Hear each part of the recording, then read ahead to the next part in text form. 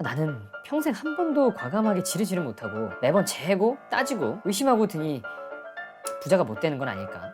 실제로 뉴스보다도 정보가 더 빨랐고 공시보다도 정보가 빨랐습니다.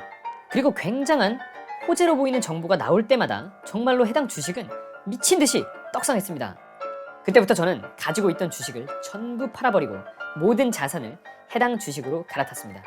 그렇게 저는 한방 베팅 작전주의 정보 매매를 통해 10억을 벌어들였습니다. 역시 주식은 공부하고 실력으로 하는 것이 아니라 특급 정보만 알고 매수 버튼만 누르면 되는 게임이었던 것입니다. 싹싹. 오늘은 어떻게 하면 4천만 원의 투자 원금으로 3천만 원을 7개월 만에 벌 수 있는지 마지막에 알려드릴 테니 꼭 끝까지 시청해 주시기 바랍니다. 지난 편에서 제 투자 멘토이신 과장님께서 인생을 바꿀 기회가 왔다며 어떤 정보를 알게 되었다고 말씀드렸습니다. 참고로 저는 의심이 많은 편입니다. 그때도 의심이 많은 편이어서 그렇다고 해도 좀 무섭네요. 그 정보를 준다는 사람을 어떻게 믿죠? 직접 아는 분인가요? 과장님께서는 말씀하셨습니다.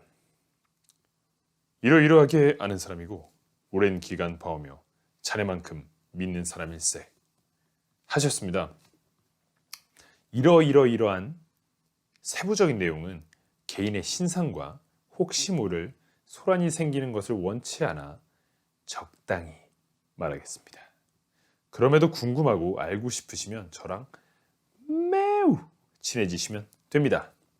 또 심지어 그분이 하는 이러이러한 곳에서 돈을 낸 소수의 사람들에게만 공개하는 정보라네.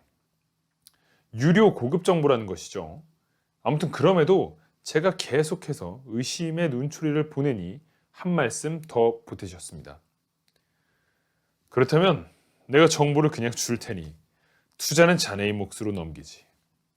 인생에 다시 없을 기회를 놓치지 마시게나 하시곤 말을 마쳤습니다. 이후로 저는 그 유료 고급 정보를 받아보게 되었습니다. 마치 증권가 찌라시 VVIP용 이런 느낌이었습니다. 모두 특정 한 종목에 대한 내용이었고요. 매우 구체적인 숫자와 내부 정보처럼 보이는 정보들이었습니다.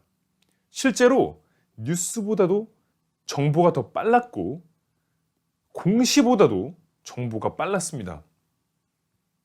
그리고 굉장한 호재로 보이는 정보가 나올 때마다 정말로 해당 주식은 미친 듯이 떡상했습니다. 그리고 인터넷에도 해당 종목이 10배는 간다는 분석 글들이 돌아다니고 있었습니다. 분석 내용도 상당히 구체적이었습니다. 작전 세력이 아예 공개적으로 개미들을 모집하고 있구나. 무서운 놈들이네. 생각하고 있었습니다. 그쯤 제 투자 멘토이신 모 과장님께서 또 한 말씀 하셨습니다. 삭대리, 난 전 재산을 다 넣었다네. 자네도 이 기회를 놓치지 말길 바라네. 전편에서 말씀드렸듯 다소 보수적인 투자 방법인 가치 투자 방법이나 투자 마인드셋을 알려주시던 멘토의 몰빵을 보니 혼란스러워졌습니다. 몰빵이라니. 그래서 우선 소액을 해당 주식에 투자했습니다. 그리고 또다시 호재 정보가 나오자 주가는 급격하게 올랐습니다. 투자 멘토님의 변절을 본 데다가 미리 정보를 알고도 떡상하는 주가를 지켜보기만 하다 보니 이런 생각이 들었습니다. 나는 평생 한 번도 과감하게 지르지를 못하고 매번 재고 따지고 의심하고 드니 부자가 못 되는 건 아닐까? 내가 소심해서 부자가 될 길을 스스로 막고 서 있나? 알고도 못 먹는 그런 바보가 설마 난가? 또 당시 읽은 한 주식책에 구절이 생각나기도 했습니다. 부자는 큰 리스크를 질 필요가 없다. 큰 금액을 적은 수익률로 천천히 불려도 되기 때문이다. 하지만 가난한 사람은 필시 큰 리스크를 질 수밖에 없다. 아이러니하게도 부자가 되기 위해서는 망할 확률이 더 높은 선택을 할 수밖에 없는 것이다. 대략 이런 구절이었습니다. 큰 리스크를 져야 한다면 그게 이럴 때가 아닌가, 저는 그렇게 혼자 생각합니다. 그렇습니다. 그때부터 저는 가지고 있던 주식을 전부 팔아버리고 모든 자산을 해당 주식으로 갈아탔습니다. 잔고에 단 하나의 종목이 남은 그날에도 주가는 날아갔습니다. 또 당시 유명 기업의 유명인이 대표이사로 선임되는 정보도 있었는데 정보가 알려준 일들이 모두 실제로 일어났습니다. 주가는 또 날아갔습니다. 저는 그만 탐욕에 자아를 잠식당하고 말았습니다. 결국 재산의 절반을 모두 해당 종목에 투자하게 됩니다. 10배 간다고 하지만 불안하니까 저는 2배만 먹고 빠지기로 마음먹었죠.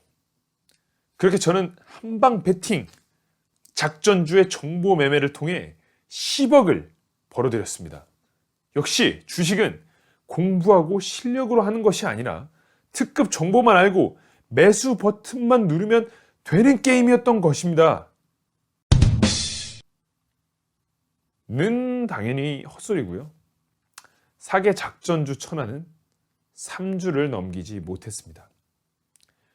3주가 지나자 갑작스럽게 주가는 하락하기 시작합니다.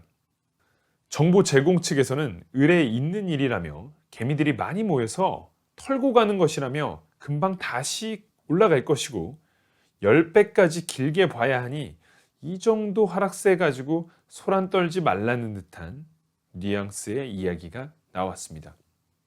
그래, 주식에서 잠깐 하락하는 게 별일인가 생각했습니다. 그런데 계속해서 주가는 떨어지기 시작했습니다. 더군다나 특정 업종 관련 주식이었는데 그 특정 업종이 해외 무역에서 차질이 생길 법한 외교 문제가 뉴스로 나오기 시작했습니다. 이러한 악재까지 핑계 삼아 주가는 더 급속하게 하락했습니다. 너무 하락이 커졌지만 아직도 정보 제공 측에서는 이 문제만 해소되면 순식간에 날아갈 것이니 걱정 말라고 했습니다. 이미 제게서 신뢰를 잃고 있었지만 정보를 아예 안 믿을 거라면 지금이라도 다 파는 것이 맞는 듯 했고, 그렇지 않을 거라면 신락 같은 희망이라도 믿는 편이 낫다는 생각으로 나머지 전 재산을 넣었습니다. 물론 정보를 전해주는 멘토님도 비슷한 상황이었죠. 같이 망하고 있으니 더더욱 이분이 저를 속일 리는 없는 것이었습니다. 그런데 계속해서 주가는 하락합니다. 마침 제가 해당 시기에 이직을 하게 됩니다. 이직을 하게 되면서 나오는 퇴직금도 일시불 수령을 해버리게 되죠.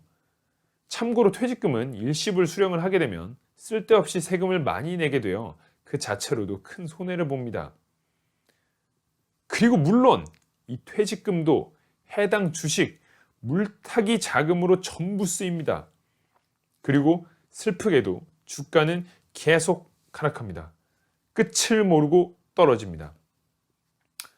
이제 정보 측의 핑계는 점점 화려해지는데 이제 무슨 소리인지도 모르겠습니다. 전환 사채를 발행하고 어쩌고 유상증자를 할 거고 어쩌고 하는데 뭔 소리인지 잘 모르겠더라고요. 물론 당시에는 엄청 찾아봐서 이해하는 듯한 기분을 느꼈지만 별 의미 없었습니다. 그냥 망하고 있던 겁니다. 그러던 어느 날 주가는 하한가까지 맞게 되고 저는 더 이상 버틸 자신이 없어졌습니다. 멘토님은 아직도 정보를 보내주고 계셨습니다. 정보 제공 측에서는 자기도 존버 중이니 이 모든 상황이 정리되면 다시 잘 될 거란 희망을 줍니다만 저는 더 이상 믿지 못했습니다. 퇴직금까지 몰빵한 전 재산이 3분의 1 정도 남은 상태로 저는 눈물의 손절을 결심합니다. 손절하려는데 막 심장이 쿵쾅쿵쾅 뛰고 그날은 정말 정신이 하나도 없었던 기억이 납니다. 그리고 기적처럼 제가 손절한 다음 날 그 종목은 상한가를 갑니다. 어처구니가 없더군요. 그럼에도 후회하지 않기 위해서 그날부터 저는 한동안 주식을 보지 않게 됩니다. 그렇게 저의 과감한 베팅은 대략 4천만 원을 투자해서 3천만 원 좀 안 되게 날리는 것으로 아름답게 마무리됩니다. 이용해 주셔서 감사합니다. 안녕히 가십시오. 제 썸네일에 있던 제목은 이딴 짓을 하지 않으면 7개월 만에 3천만 원을 버는 것과 같다는 것을 제 인생 망한 썰을 통해 말씀드리고 싶었습니다. 그런데 그 손절하자마자 상한가 갔던 그 주식은 결국 어떻게 됐냐고요? 네. 상장 폐지 됐습니다. 어쨌든 결국 다 제 탐욕에서 비롯된 일입니다. 수많은 내적 갈등이 있었던 것처럼 보이지만 본질은 쉬운 길이 있다고 믿고 공정하지 않은 정보를 통해 남들보다 앞설 수 있다는 착각을 했으며 주가가 10배 갈 거라는 그럴듯해 보이는 사탕발림에 넘어가 전 재산을 퍼부은 바보였을 뿐인 겁니다. 돈 벌기 쉬운 길은 없다는 것을 비싼 수강료를 내며 호되게 깨달은 사건이었을 뿐인 거죠. 여러분, 절대 작전주, 급등주, 또 리딩방, 유료 정보 이런 데 솔깃솔깃하지 마시고 세상에 생면부지 모르는 사람이 내 돈을 쉽게 벌어줄 리는 없다는 것을 꼭 명심하시기 바랍니다. 친구도 돈 꾸고 안 갚아서 남남되는 세상입니다. 친구도 못 믿을 판에 모르는 사람이 여러분의 돈을 이유 없이 불려주지 않습니다. 혹여나 불려준다는 사람이 있거든 우선 의심하고 보십시오. 의심은 절대 부정적인 것이 아닙니다. 사기꾼들의 감언이설과 세상의 헛소리에 속지 않고 나를, 내 재산을 지키기 위한 최소한의 안전장치일 뿐입니다. 이 안전장치를 좋은 단어로 표현하자면 분별력이라고 할 수 있겠죠. 이 일을 겪고 저는 한동안 시리에 빠져 투자를 하지 못했습니다. 하지만 정신을 차린 이후 저는 지금까지 연 20%의 수익률을 내는 투자자로 변신할 수 있었습니다. 다음 시간부터는 어떻게 제가 이렇게 실패한 투자자에서 나름 성공적인 투자자로 변하게 되었는지 투자 성공설을 풀어볼 수 있도록 하겠습니다. 지금까지 답답하게 끊겨왔던 제 투자 망한 썰 시리즈를 들어주셔서 정말로 감사합니다. 상랑합니다.